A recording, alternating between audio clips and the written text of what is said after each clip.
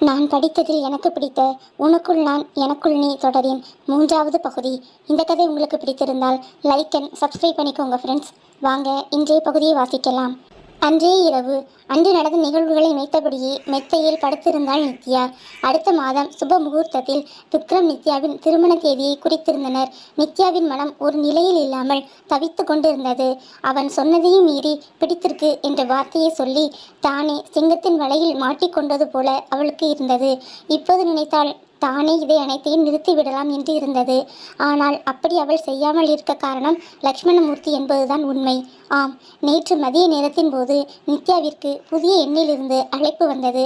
அவள் யோசனையுடன் அதை ஏற்று பேசிய பின்னர்தான் அது லக்ஷ்மணமூர்த்தி என தெரிய வந்தது. அவர் தன்னை சந்திக்க வருமாறு நித்யாவிடம் கூறினார். நித்யாவிற்கு தன் தாத்தாவின் நண்பர், அவரின் தந்தை என்ற வழியில் அவருடன் ஓரளவு பழக்கம் இருந்தது. எனவே அவளும் மறுக்க முடியாமல் அன்று மாலை லக்ஷ்மணமூர்த்தியை சந்திக்க சென்றாள். அது ஒரு உயர் ரக ஹோட்டல். அவள் அவருக்காக காத்திருந்த நேரம் அவர் சற்று தாமதமாகவே வந்தார். சாரிம்மா, ரொம்ப நேரம் வெயிட் பண்ண வச்சுட்டேனா, வர வழியில் டிராஃபிக் என்று அவர் சொல்ல, பரவாயில்ல அங்கிள் என்றவள் அவருக்கு எதிரில் இருந்த நாற்காலில் அமர்ந்தாள். அவர் தன்னை எதற்காக வர சொல்லியிருக்கிறார் என்பது புரியாத நித்யா அவரை கேள்வியாக பார்த்தாள். அவரும் இழுக்காமல் நேராக விஷயத்திற்கு வந்தார். என்னோட 2வது மகனுக்கு உன்னை பெண் கேட்டு உன் தாத்தா கிட்ட பேசி நாளைக்கு உன்னை குடும்பத்தோட பொண்ணு பார்க்க வர இருக்கும். அது உனக்கும் தெரியும் என ஆரம்பித்தவரை அமைதியாக பார்த்து கொண்டிருந்தாள் நித்யா. நான் டைரக்டாவே சொல்லிடுறேம்மா, என் பையனுக்கு இந்த கல்யாணத்துல விருப்பம் இல்லை என்று அவர் சொல்ல, இத்தனை நேரம் என்னவோ ஏதோ என்று படபடப்புடன் இருந்த நித்யாவின் முகத்தில் அப்போதுதான் பதட்டம் குறைந்தது. இவ்வளோதானே அங்கிள், நான் வேற என்னவோ நினச்சி பயந்துட்டேன். பரவாயில்ல அங்கிள், தாத்தா கிட்ட சமாளிக்கிற வேலையை நான் பார்த்துக்கிறேன் என்றாள் புன்னகையுடன். இல்லைம்மா, நான் என்ன சொல்ல வரேன்னா, என் பையனுக்கு இதில் விருப்பம் இல்லை தான். ஆனால் நீ தான் என் வீட்டுக்கு மருமகளாக வரணும்னு நான் ஆசைப்படுறேன் என்றவரை புரியாமல் குழப்பமாக பார்த்தாள் நித்யா.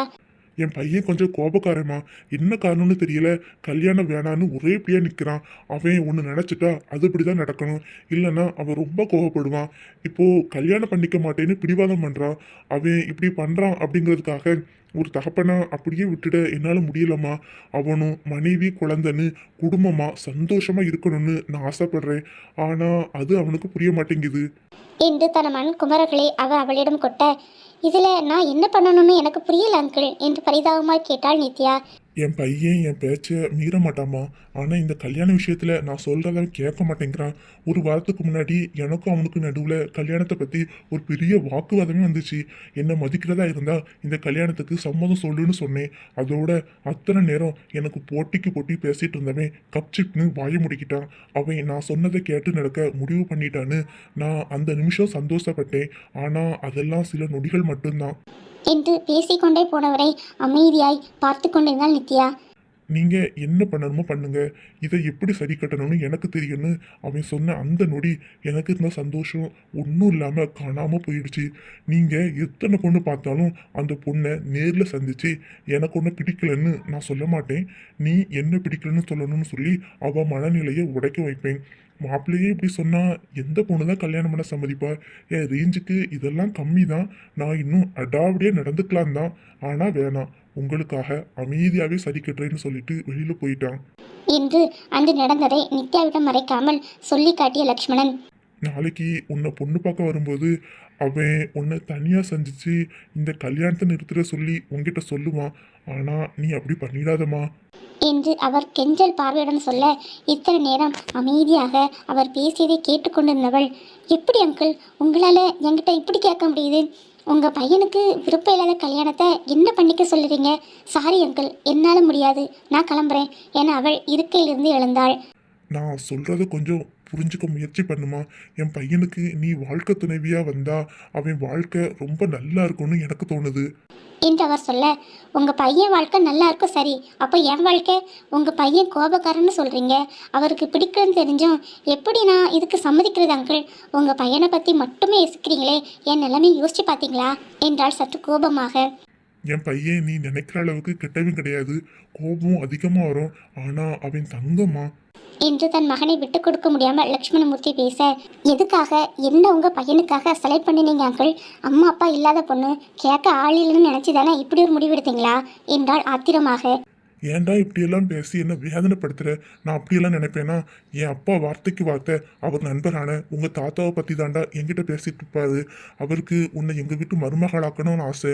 நீ சின்ன பிள்ளையா இருக்கும்போது உன் தாத்தா கூட என் வீட்டுக்கு வந்திருக்க. அவர் உன்னை தூக்கி வச்சு கொஞ்சிருக்காரு.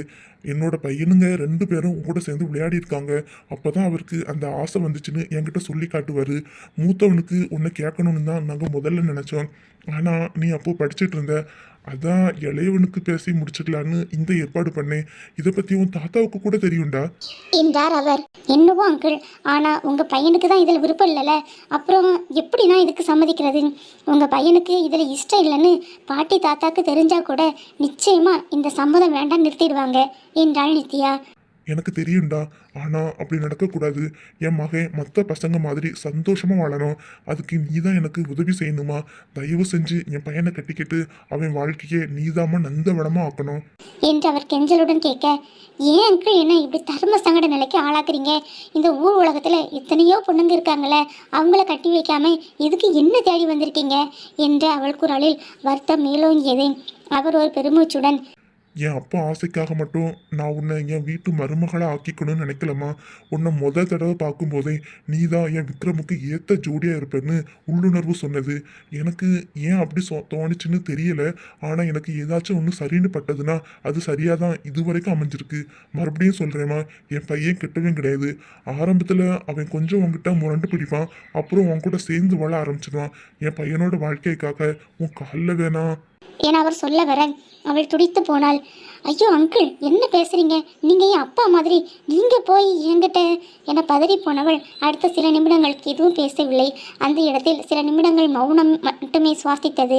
அவள் இதையும் வேகமாக துடித்தது.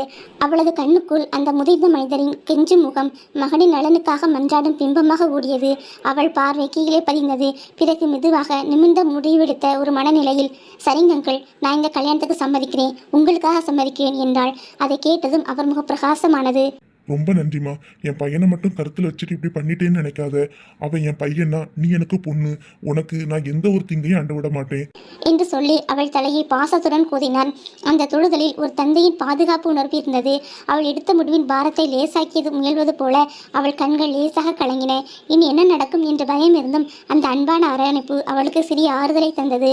நேற்று நடந்த சம்பவத்தை நினைத்து பார்த்த நித்யாவிற்கு தான் செய்தது சரியா தவறா என்பதை புரிந்து கொள்ள இயலாவிட்டாலும் லக்ஷ்மணன் கேட்டுக்கொண்டதற்காக இதை செய்ய ஒப்புக்கொண்டாள். நடக்கிறது எதுவாக இருந்தாலும் எல்லாம் இறைவனோட செயல். எந்த ஒரு கஷ்டமான சூழ்நிலை வந்தாலும் அதை தாங்கிக் கொள்ள சக்தியை எனக்கு கொடு இறைவா என இறைவனிடம் மனதார வேண்டிக் கொண்டார் நித்யா. மாப்பிள்ளை நல்ல வாட்ட சாட்டமாக நம்ம நித்திக்கு ஏற்றவராக தான் இருந்தார் இல்லைங்க என்று வைத்தீஸ்வரி தன் கணவருடன் சொல்ல, ஆமா ஈஸ்வரி, நம்ம நித்திகனுக்கு ஏத்த ராஜகுமாரன் இவர் தான் என்னை மகிழ்ச்சி பொங்க சொன்னார் மோகன். ஆனால் எனக்கு ஒரு விஷயம் தாங்க உறுத்தலாகவே இருக்குது. மாப்பிள்ளை வந்ததுலேருந்து சிரித்து பார்க்கவே இல்லை, நம்மக்கிட்ட பேசக்கூட இல்லை. போகும்போது போயிட்டு வரேன்னு சொல்லிட்டு போனார், அவ்வளோதான் என்று ஈஸ்வரி குறைப்பட்டு கொள்ள, உன்கிட்ட ஏமா பேசணும்? நம்ம பேத்திக்கிட்ட பேசினா போதாதான்? நம்ம நித்தி மாப்பிள்ளைகிட்ட பேசிட்டு வந்திருக்கா தானே? அவளுக்கு அவரை பற்றி எதுவும் தப்பான அபிப்பிராயம் இருந்திருந்தா கண்டிப்பாக கல்யாணத்துக்கு சம்மதம் சொல்லியிருக்க மாட்டா. நம்மக்கிட்ட அவள் எதையும் மறைக்க மாட்டா, தெரியும்ல. அவளுக்கு ஏதாச்சும் உறுத்தல் இருந்தால் கூட நம்மக்கிட்ட வந்து பகிர்ந்துப்பா. இப்போ வரைக்கும் அவள் நம்மக்கிட்ட எதுவும் சொல்லலை. அப்படின்னு என்ன அர்த்தம்? மாப்பிள்ளைய அவளுக்கு பிடிச்சிருக்குன்னு தானே அர்த்தம். அவள் ஒரு நாளும் தப்பான முடிவை எடுக்கவே மாட்டா என்று மோகன் சொன்ன பிறகுதான் ஈஸ்வரின் மனதில் இருந்த உறுத்தல் குறைந்தது போல் இருந்தது. அவர் வார்த்தைகளில் இருந்த நம்பிக்கை அவரது அச்சத்தை மறக்கடித்தது. இருவரும் தங்கள் பேத்தி எடுத்திருக்கும் விபரீத முடிவு தெரியாமல் நிம்மதியாக துயில் கொள்ள ஆரம்பித்தனர். நாட்கள் விறுவிறுவென ஓடியது. இரு வீட்டிலும் கல்யாண வேலைகள் தடபுடலாக நடந்து கொண்டிருந்தன. ஆனால் நித்யா மட்டும் கல்யாண பெண்ணுக்கு உண்டான கலை எதுவும் இல்லாமல் நடமாடி கொண்டிருந்தாள். எதையோ இழந்தவள் போல ஒரு பாரம் தாங்கிய முகத்துடன் இருந்தாள். கல்யாணத்துக்கு பிறகு நம்மளை விட்டு போகிறத நினச்சி தான் இப்படி இருக்கிறா போல என பாட்டியும் தாத்தாவும் நினைத்து கொண்டனர். இது மணப்பெண்களுக்கு சகஜம் என்று எண்ணி அதை அவர்கள் பெரிதாக எடுத்துக்கொள்ளாமல் விட்டுவிட்டனர். ஆனால் நித்யாவின் மனதின் ஆழத்தில் புதைந்திருந்த துயரம் யாருக்கும் தெரியவில்லை. நாட்கள் வேகமாக கடந்து அனைவரும் ஆவலுடன் எதிர்பார்த்து காத்திருந்த கல்யாண நாளும் வந்தது. தன் மகனை குடும்பம் குழந்தை என்று பார்க்கும் ஆசையில் இப்படி கட்டாயத்தின் பேரில் ஒரு திருமணம் அவசியமா? வெளியிலிருந்து ஒரு பெண் வந்து, அதுவும் அவளது முழு சம்மதம் இல்லாமல் வந்து இவர் மகனிடம் மாட்டிக்கொண்டு முழித்து அவன் வாழ்வை வசந்தமாக்க வேண்டுமா? ஏற்கனவே கோபம் கொண்டவன் தனது சொல்லையும் மீறி நடக்கும் திருமணம் எனும்போது விக்ரம் எவ்வாறு நித்யாவை நடத்துவானோ? பாவம் பாட்டி தாத்தா புது வரவிற்காக ஆவலோடு தனது பேத்தியின் திருமணத்தை எதிர்நோக்குகின்றனர். ஆனால் என்ன நிகழப் போகின்றதோ என்பதை தொடர்ந்து ஒரு பகுதியில் தொடர்ச்சியாக வாசிக்கலாம். தேங்க்யூ.